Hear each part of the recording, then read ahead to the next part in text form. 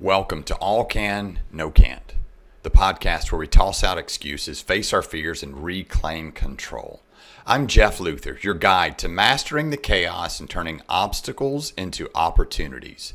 Whether you're an entrepreneur navigating the ups and the downs of building a successful business or someone ready to rewrite the rules of your life, this is your space to grow, to push boundaries, and to embrace doing the hard shit that leads to greatness. Together, we'll explore stories of resilience, strategies for overcoming, and the mindset shifts that let you build a life on your terms.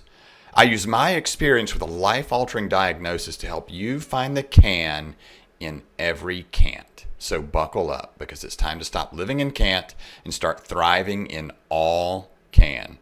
You choose. All right, welcome back to another great episode of All Can, No Can't. I'm your host, Jeff Luther, and this is your space to help turn those obstacles into opportunities, doing the things that seem hard, and we just take a step and the ground always seems to find us. Great to be back. I have a really fantastic guest. Actually, I was on this guy's podcast the other day, and it went so well that he actually agreed to come on and talk to us. You did. Yep. Yep. Rhymes with charity. Say your name right? Is it Geraghty? Okay. Charity. I like that. All right. John Geraghty is an optimal performance coach, a speaker. He's the author of The Prism of Perspective. But before becoming the leader people turn to for growth, he faced life-threatening challenges that forced him to rethink everything. His journey led him to rebuild his health, reshape his mindset, redefine success, learning hard-won lessons in business, relationships, and personal mastery that aren't typically discussed online. That's what I want to get into. Now, John helps seasoned business leaders align their decisions, relationships, and well-being with a long-term vision of fulfillment and impact. He challenges limiting beliefs about aging, proving that peak performance isn't just for the young. Another thing I want to get into. It's a lifelong pursuit, and as the creator of Fitness Presence, he's also redefining how we approach exercise, making it more effective, efficient, and injury-free. Through his coaching, his speaking, and the Prism of Perspective podcast, John inspires others to tap into their full potential, cultivate deeper connections, and step into a life of purpose, joy, and impact. John, I had so much fun talking with you the other day, man. I'm glad to continue this conversation. Yeah, thank you. Thank you. It was great. Yeah. Me as well. But been looking forward to it. So yeah, let's dive in. As I said with you on our call, I really love the idea of all can, no can't, and that was what was really exciting because I was very limited in my earlier life by a lot of can't, right? A lot of stories about what I could or couldn't do, and had really gotten in my way. And moving in the direction of looking at everything as an opportunity and recognizing that whatever the challenge is that we start where we are and we grow from there. And as long as we have that growth mindset, that we can continue to progress, and so the compounding impact of small gains ends up being really transformational in life. And that's, I think a lot of the messaging you share and a lot of what I have found to be really helpful myself and my clients. So thanks for having me on. Yeah, man, absolutely. And you seem, this sounds a little bit trite or cavalier, but you seem to have mastered it. Like you're just so positive. Like that whole podcast, your energy is positive. Thank you. I hear that I love my life. I'm filled with gratitude, right? I look at my life and I think that, gratitude's a daily practice for me. And when you look for what's great in your life rather than look for what's wrong in your life, it changes the filter, changes the way you see the world, right? The Prism of Perspective, the book that I wrote, the principles that I teach basically teach that our perspective is driven by our beliefs, our energy, and our presence. And we have these filters that filter out tons of information, right? There's billions of bits of information out there we could process at any given moment, but our senses only allow us to process approximately 120 per moment. And so you have these billions of bits of information out there, and we're only going to process 120. What determines what gets processed is the filter. What are you looking for?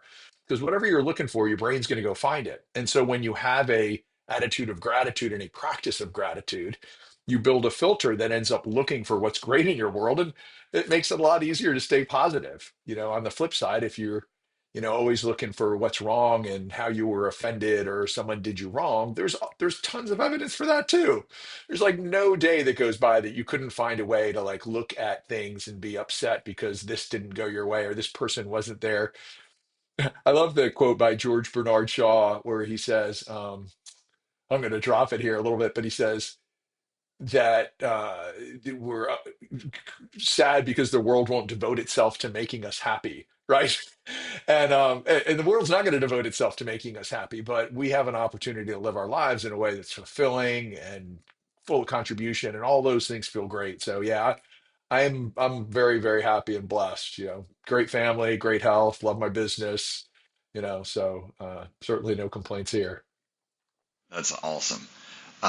Yeah, man. So we're cut from a similar cloth, but it's so much easier. I'll say this. I'm gonna say a word that you probably hate, or a phrase you probably hate. It's hard. It's hard to find the good. Our brain is broken. Our brain Mm. is constantly telling us things to protect us, Right. and that's usually the negative shit. Like what's gonna go wrong. Um, how do you No control doubt. that? Control is a word I try to steer clear of. I Yeah. influence things more than I feel that I control them. But I do believe we have a lot of influence over the way that what we filter and what we see. And again, that goes back to what we believe. And beliefs are really our expectations, right? If I believe something to be true, my expectation is this is how the world's going to work. This is how this person's going to interact. This is how these opportunities are going to open up. And we find what we're looking for. And so you're right. I don't like the word hard because I don't, what I find hard is living a life where I have a filter that shows me everything that's wrong. That's hard. That's hard to get excited Yeah. about. It's hard to show up that day. It's hard to bring energy if what I'm looking for is what's broken, what's wrong, how the world isn't, devoting itself to making me happy. Um, rather than having a real positive attitude, really quickly could develop a negative attitude, and then you just don't have the energy to move forward and do the things you want to do. I find that habits and rituals that I have been able to build into my life and been committed to have transformed everything. And so it's there's never anything that hard for me. I'm never really I'm a big like sometimes people will be like, "Oh, you're this alpha guy and you push through walls." I'm like, "Man, I tap on walls and I find that they move." I don't crush. I don't not. That's not just not. It's just not me. I'm not saying there's anything wrong with it. It's just not me. I'm a very compounding incremental growth guy. I look at where I am today and like what's the next step and what do I do in that direction. And while I grew up with very much a fixed mindset, believing that our capabilities were kind of defined and limited, and we had this much, I very much believe that nothing is limited today. What are the concept of potential? I mean, I understand that we're gifted in certain areas and not other areas, but there's so much we can do to influence the way we engage the world, how to act, how much of our skill sets we can access. And it just changed. I look back again, go back to the fixed mindset. When I was younger, I was very self-conscious. I'm fairly athletic, but even while I was athletic, I was still self-conscious, and I didn't come anywhere near achieving the potential that I could have as a young athlete because my mind game wasn't very good. Um, but I find that today I'm much more able to tap into the potential that I have because I am typically in a pretty good mindset, which allows you greater creativity, greater control of your body, just everything. Everything works better when you're tuned up, and so I try to keep myself pretty well tuned up. Yeah, and I want to dive more into that because a lot of people, and I've heard it myself. You're like at a seminar or you listen to a podcast or you're talking about a book with friends, and people say, "Oh, well, it's easy when you're wired that way." I'm just not wired that way. So people listening now might think, "Oh, well, it's easy for John. He's wired that way," but that's not true, man. Early on, I mean, you Yeah. you started drinking at like 14, right? Right. Right. When I was really young, before, like, my parents got divorced when I was fairly young, and then we moved to moved from where I'd grown up to another town. And at the beginning, and truthfully, I grew up in New Jersey, and the educational system was so far advanced versus where I landed in Florida. Not saying that's true today. It was absolutely true at that time, that everything was really easy for me because they were years behind me. And so I didn't even really have to try. I'm fairly athletic, so I'm a fast runner, I jump high, things along those lines. So athletics was easy for me, things along those lines. But when it got to the point where I had to try, I had really gotten out of the habit of trying. And I didn't really, I had this belief in potential, like, oh, I have these gifts, and these gifts allow me to do this, rather than I've worked hard to be able to do this. And so once my gifts without effort started to be challenged, I withdrew rather than leaned in. Right? Some people are like, "Oh, that's great. I have competition now. I got to go harder." I was inside the definition of fixed mindset as it relates to what's her name again? Carolyn Dweck, who wrote Mindset and talked about fixed versus. So people with fixed mindsets are often fairly talented, but what they're doing is people talk to them, oh, you're so smart, oh, you're so this, oh, you're so that, and they start to believe that there's this defined capability that they have. And so if you start, like, if someone tells you, oh my gosh, you're so smart, and then you run upon something that's difficult intellectually, if you really give your full effort and you still fail, it begins to eat away at, well, maybe I'm not really that smart. So what a lot of people with a fixed mindset do is they pull back, and they're like, oh yeah, I didn't really try. And so I became the I'm not really trying guy, right? Oh, I could totally crush this if I gave my full effort, but I'm holding back. I'm this cool. I'm not really giving it my all. If I did, I'm so, like, I was like attached to potential rather than really thinking about, like, how do I grow and develop. I didn't believe in it. And it wasn't until, I drank for 14 years, 15 years, from 14 to 29, and it wasn't like I didn't do anything. I wasn't under a bridge, but you know, but got through high school and didn't my first, like, I got out of high school, and I test pretty well and things along those lines. So I was recruited into some. I got recruited to the Ivy Leagues because I was fairly athletic, and I test really well. But I had so little self confidence. I literally had not applied to college anywhere. Like, these people recruited me, and so like, a first year out of high school, I didn't even go to college. I took a year off because I, like, was like, who's going to want me? Because I didn't see that I had any capabilities. And so for 15 years, from 14 all the way through high school, all the way through college, and several years after that, I was just a blackout drunk. Right? I would drink. I was uncomfortable. I would try and escape. And then I was like, oh no, I'm a big partier. But whatever it was, it really wasn't serving me. I was able to tread water, but I couldn't get ahead. Eventually it got bad enough. Actually, eventually I had this girl in my life. It was like, we went out and whatever, and I got drunk, really drunk one night, and she was like, "Hey, you're a lot of fun." She had just moved to town. I was like, I knew everybody in town because I was this big social person. She's like, "You are a lot of fun, but I have zero interest in being involved in some problems with alcohol." But I cared, and she's now my wife. Um, that was like one of the things. It wasn't even just that she wasn't going to be interested. It was the awareness, really nobody worthwhile was really going to be interested. And so I got sober at 29, and I didn't go to AA, which I think is a great program. It just wasn't my path. I just started reading, like, white knuckling my sobriety and reading tons of personal development stuff. And Anthony Robbins came out with that series called Personal Power, like, right when that was happening. So for those of you who are unfamiliar, it's this 30 tape set, which was really kind of, when you look at it now, is very surface, right? There's a ton of stuff at the surface level, but it was what I needed. And I listened to it nonstop, and I was able to get sober, and I've been sober for 33 years. And then just the exposure to personal development stuff started to change my belief about whether or not I could really grow and develop. And so since that time, I've, been an avid learner, and that has given me a life that's, from the place that I was at 29, it's, I'm just really incredibly grateful and blessed that I have a wonderful family, and I have a great business, and I have a ton of fun in my life. And So super healthy, which one wouldn't have thought based on the drinking I was doing at the time. Um, Right. so, Yeah, but that's awesome.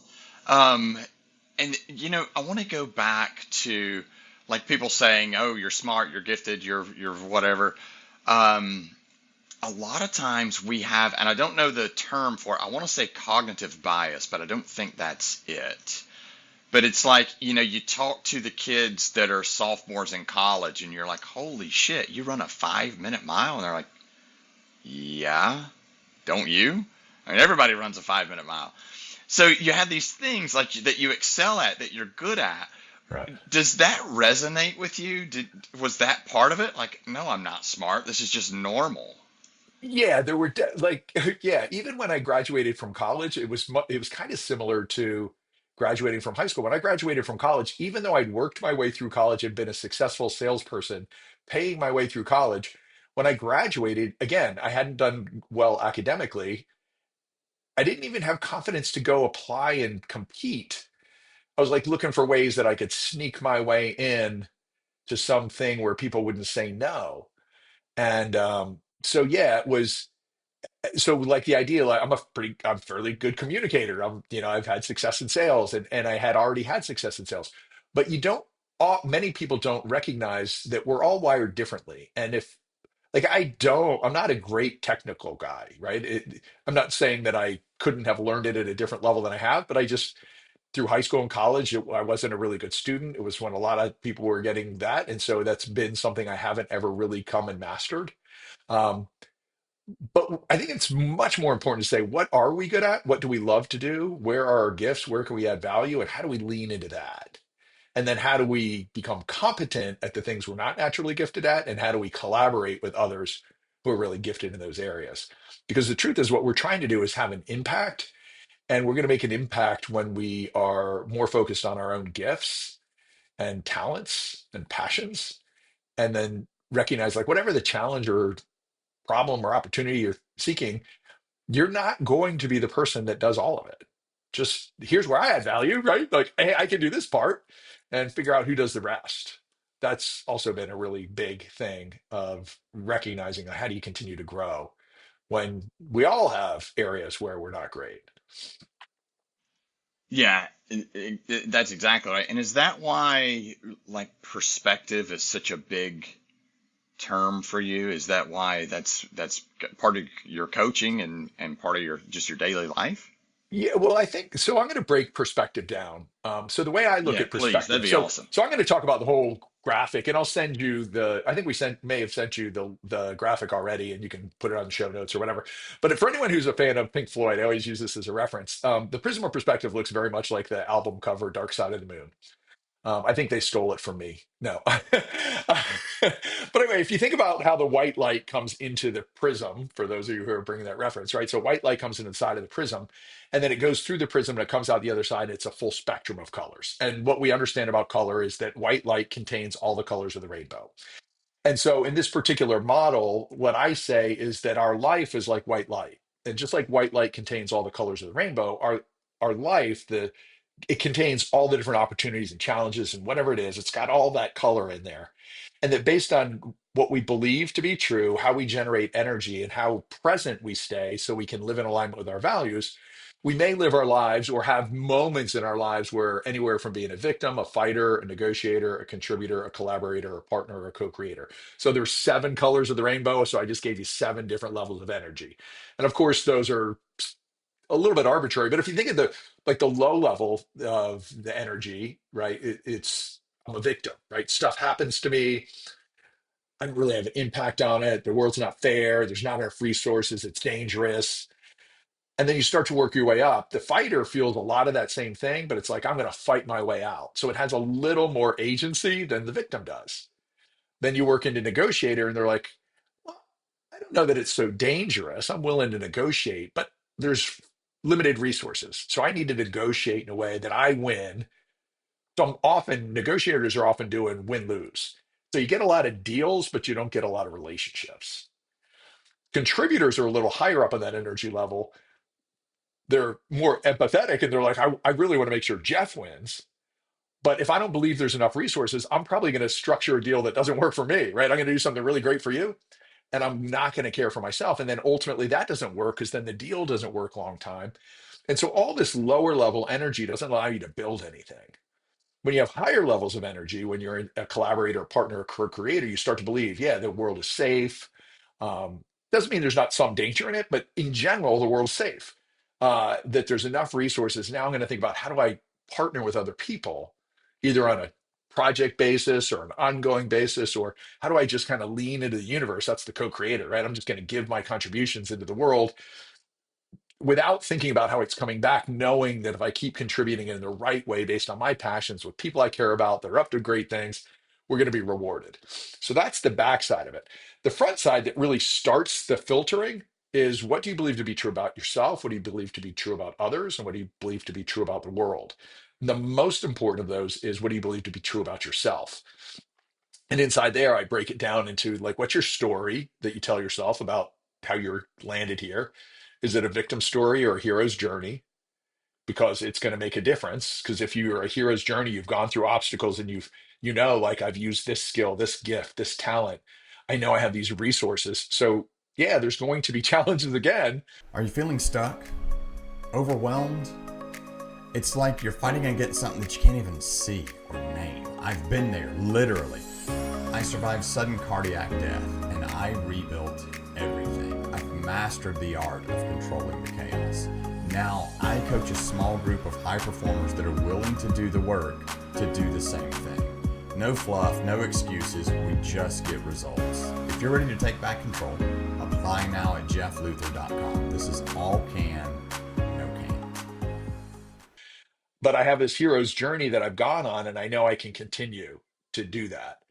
What's my purpose? What's my vision and values and strengths? And if you have that awareness, the universe is really out there looking for raw material from which you can build that thing you're looking for.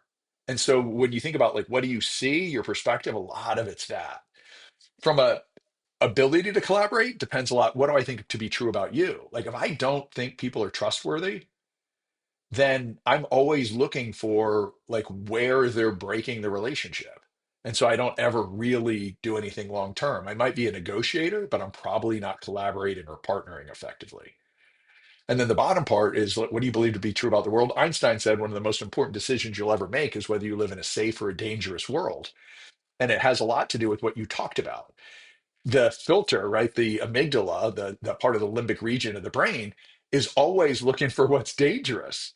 And so if you filter your brain in a way that you're looking for danger, you amplify the amygdala.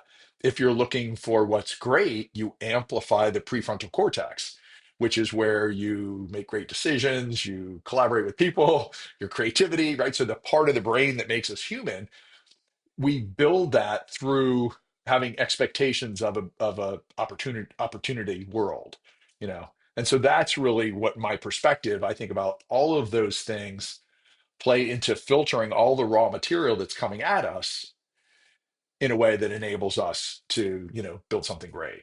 So does that make sense to you? Probably somewhere. Like, that's a lot. I've It is a lot, my yeah. I've got the attention span of like a 6 week old puppy. So what I Well, it'll find, be in the notes. yeah, what I find Go really ahead. helpful for myself has been a big thing for me is thinking in mental models. And drop the guy's name. I think it's George Box. He was a mathematician in England. But anyway, he said that all models are wrong, but some are helpful. And so what has been helpful for me is, when I'm able to break things down into mental models, it helps me to use them. And so for me, having the idea of, like, okay, here's how we're set up. These are the things that really impact my beliefs about myself. Now I have some levers I can play with, right? I can go, well, what is my purpose? And how does that work? And how does that excite me? And what does that show up in the world? And if that's true, what does that vision look like over time? And What does that look like if I'm living on purpose 3 years from now? What does that look like in my family? What does my health look like? What do my finances look like? And so, what is helpful for me, and one of the things I find helpful with working with people, is if you're able to break things down into mental models.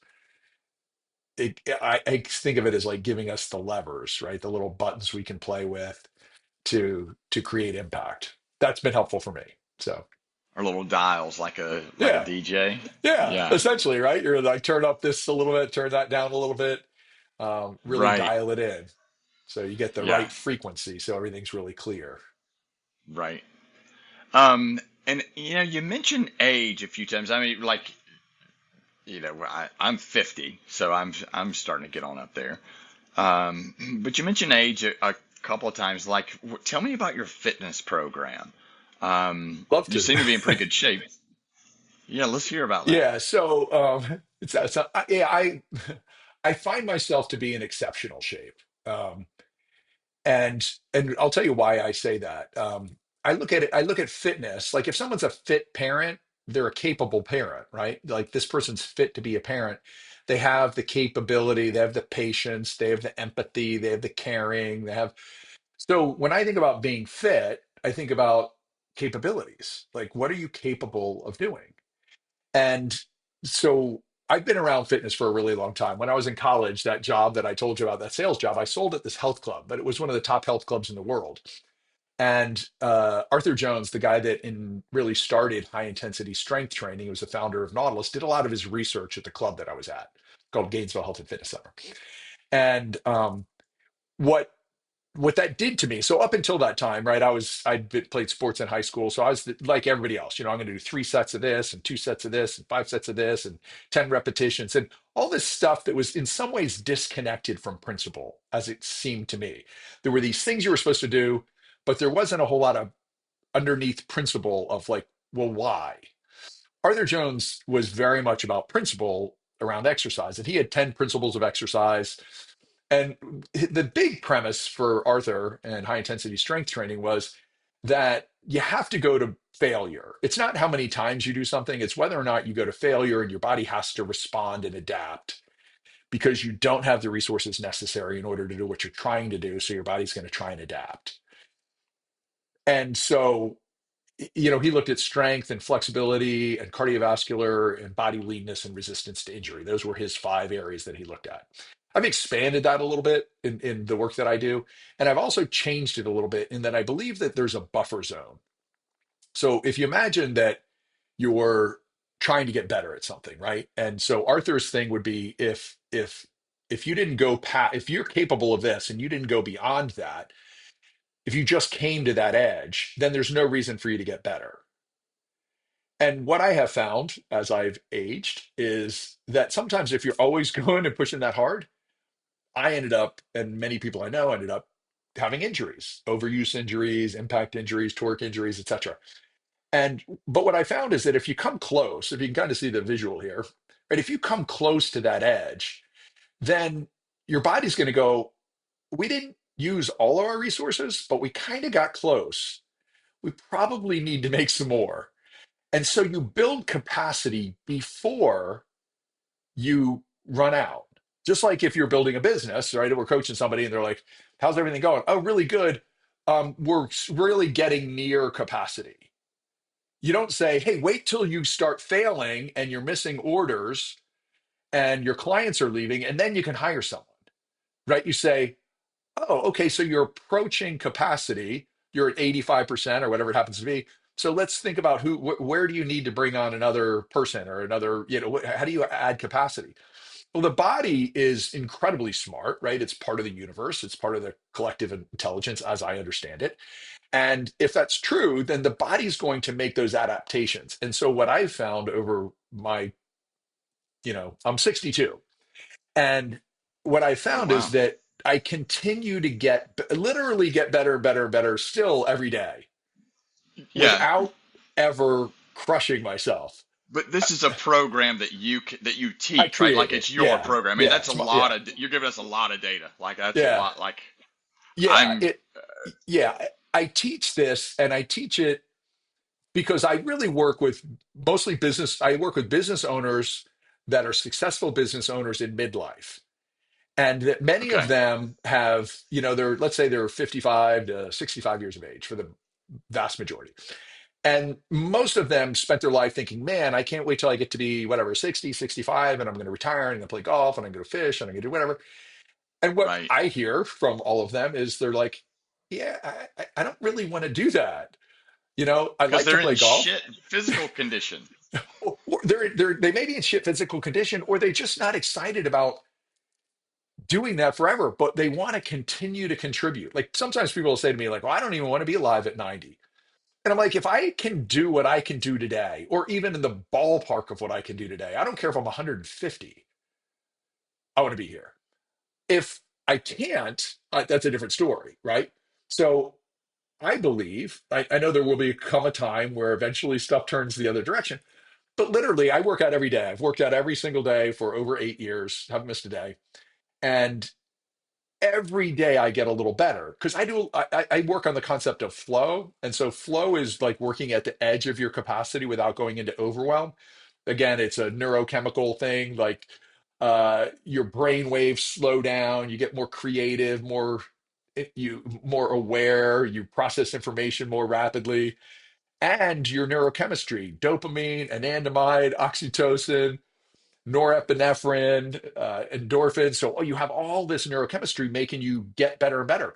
And so with the flow, my fitness presence program, what I try to do is say, let's get right to the edge of your capabilities with your strength, with your flexibility, with your balance, with your coordination, with your cardiovascular fitness. Like if you push it toward the edge, what happens is that edge just keeps moving.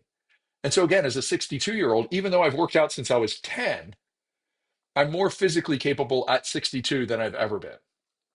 Um, I don't know that I can sprint, like I don't, nobody's sprinting, I'm not timed and a sprinter, but I am more flexible. I have better balance. I'm more coordinated. Um, I don't have aches and pains. And all that's true, I think, because I understand I just have to get near that edge and it's going to continue to compound.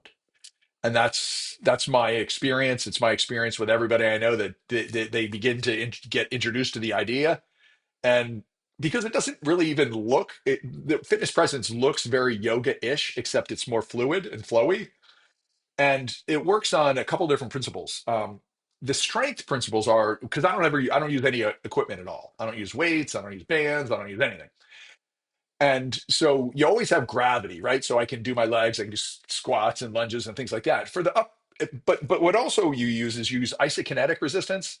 Like isometrics is like if I do this, right? Isokinetics is if I move it around. So you're just moving the joint differently, but you're pressing in or pulling in, doing that. And then the other thing is you have antagonist resistance. So anytime you're moving your body, like if I'm moving my body through here, you have primary movers, right? So you think about like the movers, the muscles that are always pulling, muscles always contract. So primary movies are going to be the muscles that are pulling, but you always have an opposite antagonist muscle in the body, right? Every time you're moving in one direction, you have a muscle that's kind of relaxing. Well, if you activate that muscle, you actually can create resistance just as if you were strength training. So like without any equipment at all, I can make a bench press by flexing my upper back and back of my shoulders. So it's hard for me to push out. And so it allows you to do that. Those muscles are perfectly designed to give the right amount of resistance because they're always there, antagonists, their bodies worked in that way. So you're always increasing your resistance because you're getting stronger on both sides. And so it's progressive. And so all of those things, you get more flexible or balanced. And so, yeah, it's a fitness presence is a big thing. I love it. It's been incredible. I like to dance. I like to move to music. So it's very fluid. And when I teach people, I'm like, find your music style.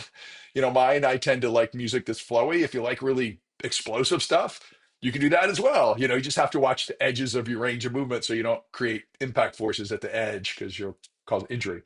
But yeah, Right. Yeah. it works on everything. And like I said, at 62, um, yeah, Moving pretty well. I'm really, yeah. I mean, it sounds funny, but I almost like look at it from the outside, like if I can separate myself from what I'm capable of doing, right, and not get egoic about it. Like Yeah. I don't know any 62-year-olds that can move the way that I can, period. Right. Yeah. You know, Yeah. And that's what we all long for. yeah. Um, do you have a morning routine? I have a morning routine before I ever get out of bed. It's all positive psychology stuff. My exercise is often in the morning, but not always in the morning. It always happens. But what I always do is I always do gratitude, compassion, forgiveness, You write it, visualization or think it? in my head. I do it in my Okay. head. It takes me about 15 minutes. And so I start off every morning before I even get out of bed.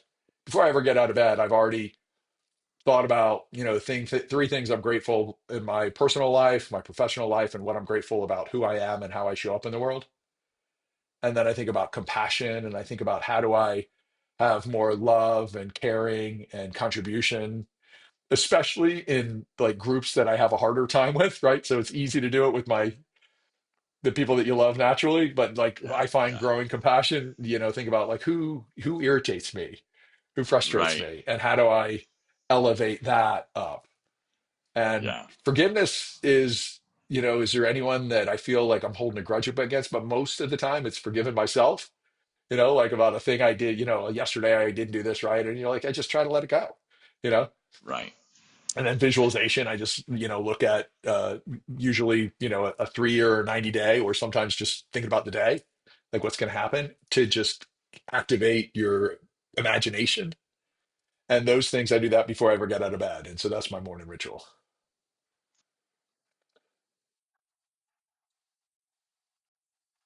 I'm setting my mind in a really great state. So when I wake up, the first thing, I'm not like looking at an email that's frustrating or something along those lines. I think that, when I think about, again, the design of the Prism of Perspective, we have foundational elements that generate energy down at the right. It's generation. So you have sleep, exercise, and nutrition. But another big piece of it is positive psychology practices. Like, what are the positive psychology practices that you have? And when I think about those, I think I'm not a golfer, but I understand the game a little bit. And so you carry around 14 clubs, if I understand correctly, right? There's a limit of you can have 14 clubs. But you don't want to go out onto the golf course and find yourself up next to a tree or in a sand and go, hey, I've never used my sand wedge.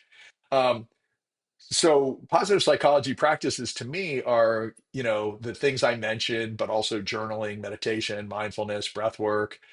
All those things are tools. They're like clubs. And get comfortable with enough clubs that like, oh my God, somebody triggered me. Okay, what do you do?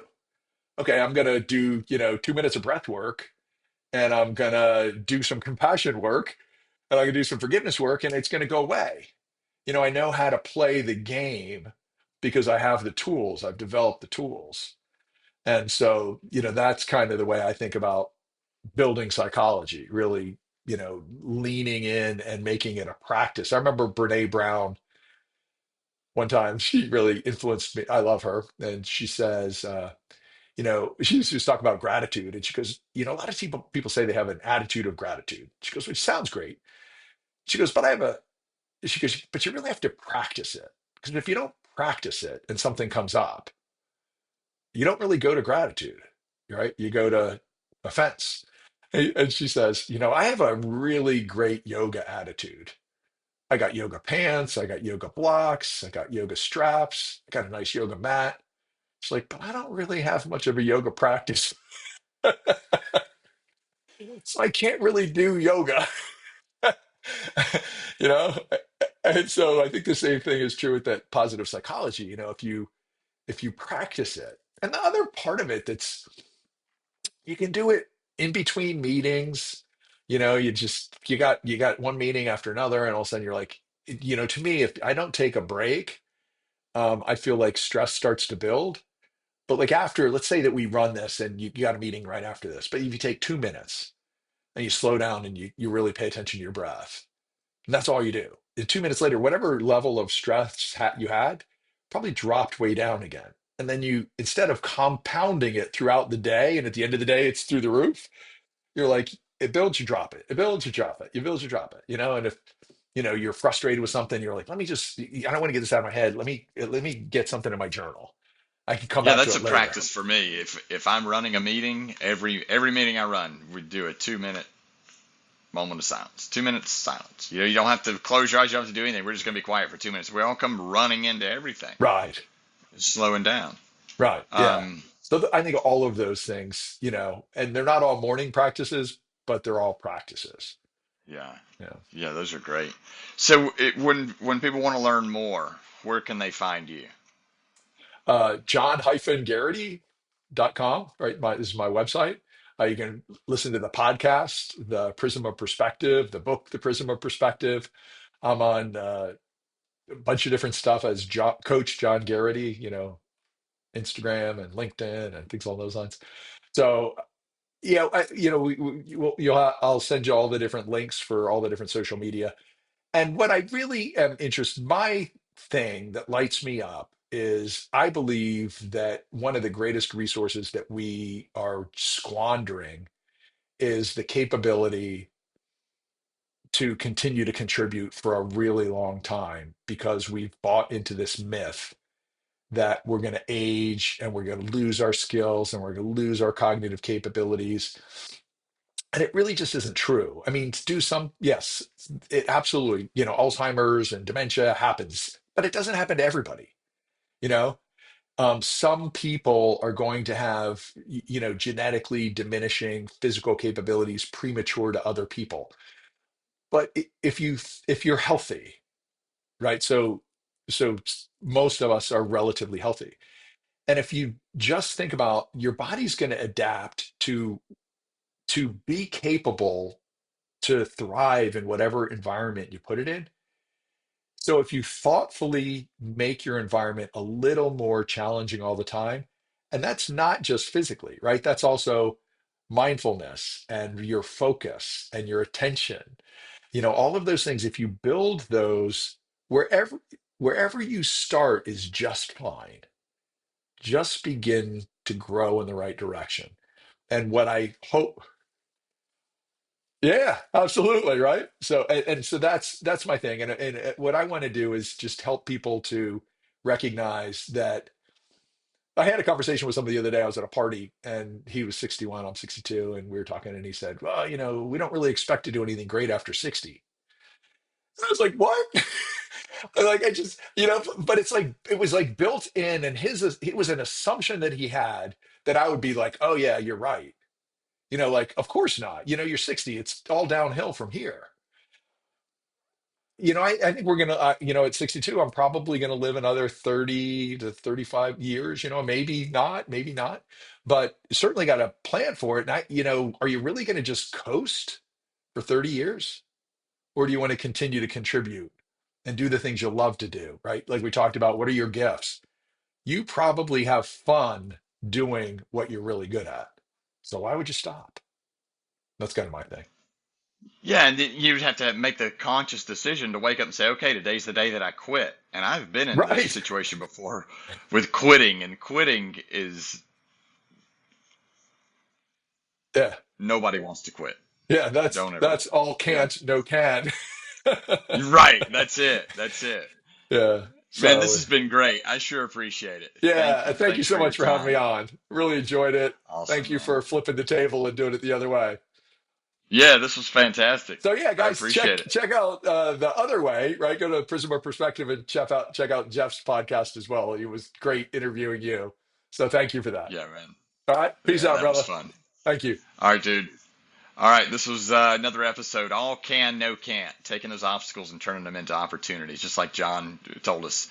Big word there, perspective. So that was a pretty great share. John, we're grateful. Thank you. Until next time. Thanks for listening to All Can, No Can't. If today's episode resonated with you, remember it's not about the chaos you face. It's about how you choose to take back control. It's about finding that one small can in the can't you're given and grinding it down. Find your angle, carve your place out in the world, and get the fucking win. Do that by finding what you can do and not listening to what you can't. You choose. Be sure to subscribe, share, and leave a review. Your support helps me reach more people that are ready to embrace the all-can mindset. And it lets them know there's someone that's willing to walk with them no matter how dark the path gets. You can find me on Insta at JDLuther 2.0 and allcan_no can't. This is where I share more tips, stories, inspiration to help fuel your journey. And until next time, keep pushing boundaries, breaking limits, proving to yourself that anything is possible, even when you're told it isn't. Remember, life's not about can't. It's all can. Go prove them wrong.